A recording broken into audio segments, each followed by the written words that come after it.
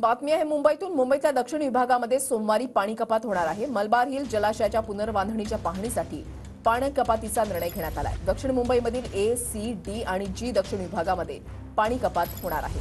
आढावा घेतलेल्या आमच्या प्रतिनिधींनी पाहूया।